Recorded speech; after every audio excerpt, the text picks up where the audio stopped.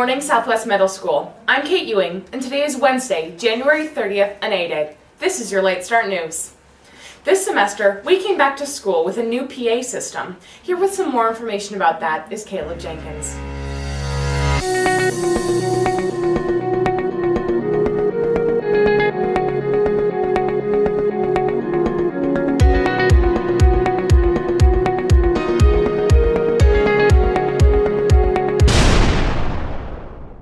Good morning, Southwest Middle School. I'm Caleb Jenkins here with Mr. McPherson to ask some questions about the new bell. So, why did the bell change? Well, actually, the bell changed because we changed our whole PA system. The whole system that runs our intercom and our bells had been original to the building, and so it was time for an upgrade to a more modern system that gave us more flexibility and would sync to the clocks better and different things like that. But with the change in the PA system came a new bell also. Mm-hmm. And was there a process in changing the new bell? Actually, it wasn't a process in actually choosing a new bell. It was more that over the last several months, a company has been here changing out the equipment into the new PA system, and the bell that we have now is the default bell that came with that new PA system. So we really didn't have a choice. That was just the one that came with the new system. Mm-hmm. And my next question was actually going to be, is the new bell permanent? You know, we're not sure. We're looking into, with the new system, whether we have the option of other choices for a bell. At this point, we have been told that that's the one we need to use, but we're working with the company to see if there's a way for us to have other options and other tones that we might be able to use. So it may be, but it may not be. All right, and a bit of a personal question, but which bell did you like better? Actually, I would say I probably did prefer the old bell we had. I liked the fact that it had kind of more than one tones than just a monotone tone. But I think the new one is functional, but if we can find a way to have something similar to the one we had, that'd probably be my preference too. All right, there you have it, the change in the new bell with Mr. McPherson.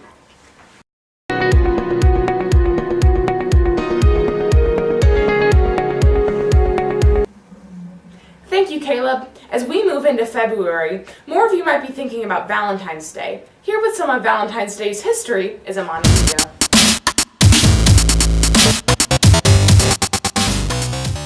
Hello everyone, I'm Amani and welcome to History with a Grain of Salt. Today's topic is the holiday dedicated to candy, flowers, cards, and love. Valentine's Day. Let's break it down. I'm not a big fan of Valentine's Day itself, to be honest. I personally think that Valentine's Day has become a way for companies to take advantage of couples who want to celebrate their love by selling overpriced candy and toys, then cramming them down our throats. The second February starts, you get ads all about rings and other overpriced things to buy for your loved one. But Valentine's Day isn't about all these material things. It's about showing someone how much you care about them, and I think a lot of us have forgotten that. Now, let's get into the history of Valentine's Day.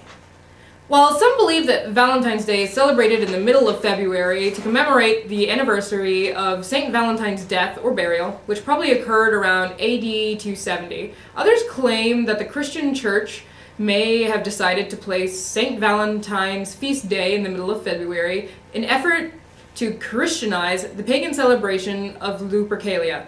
Celebrated at the Ides of February, or February 15th, Lupercalia was a fertility festival dedicated to Faunus, the Roman god of agriculture, as well as the Roman founders Romulus and Remus. Lupercalia survived the initial rise of Christianity, but was outlawed as it was deemed unchristian at the end of the 5th century, when Pope Gelasius declared February 14th St. Valentine's Day. It was not much later, however, that the day became definitively associated with love. During the Middle Ages, it was commonly believed in France and England that February 14th was the beginning of birds' mating season, which added to the idea that the middle of February should be a day for romance. Valentine greetings were popular as far back as the Middle Ages, though written valentines didn't begin to appear until after the 1400s. The oldest known Valentine still in existence today was a poem written in 1415 by Charles, Duke of Orleans, to his wife while he was imprisoned in the Tower of London following his capture at the Battle of Agincourt. The greeting is now part of the manuscript collection of the British Library in London, England. Several years later, it is believed that King Henry V hired a writer named John Lydgate to compose a Valentine note to Catherine of Valois. Now that we know the history behind Valentine's Day, let's hear some other people's opinions. What's your opinion on Valentine's Day? My opinion on Valentine's Day is that it's a great time for people to come together and show their affection for each other and to show each other how much they love each other. I also think it's become a ploy for a lot of companies to sell products to each other. But in the end of the day, I think it's a great day for people to appreciate each other. Thank you. What's your opinion on Valentine's Day, girls? To us, it's kind of like hanging out with the people you love and the people you care about. Yeah. Thank you for your opinions. Valentine's Day has changed more and more as technology and humans have evolved, most of us losing sight of the true meaning of love behind it. Valentine's Day has been labeled as either a day of sadness, tears, ice cream, and loneliness for some people, or a day of joy, gifts, and romance for others. But at the end of the day, Valentine's Day is a sweet holiday about the feeling of love. The perfect holiday for young couples, and I'm happy people enjoy celebrating it. This has been History with a Grain of Salt with Amani Higo. I hope you learned something. Have a great day, and remember to take everything with a grain of salt. Until next time! Thank you, Amani. Now we'll go over to Matthew Obenshine with more information about your Chromebooks.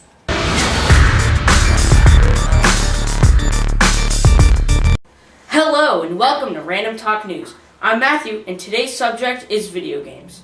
On January 15th, everything on the Chromebooks was unblocked.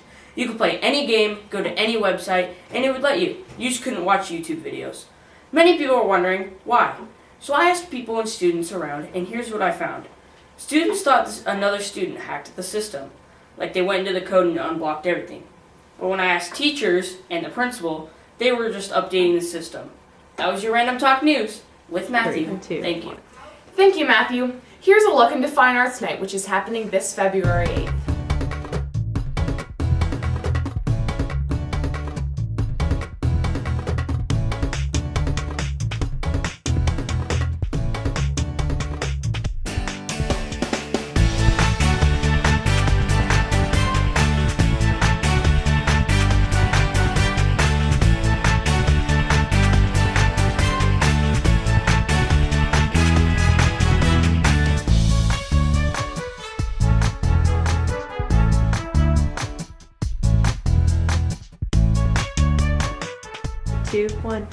Thanks for tuning in for today's Late Start News. Today's lunch is turkey and cheese on croissant, creamy baccalaureate soup, orange jello fluff, and garden barb. And the central line is Papa John's.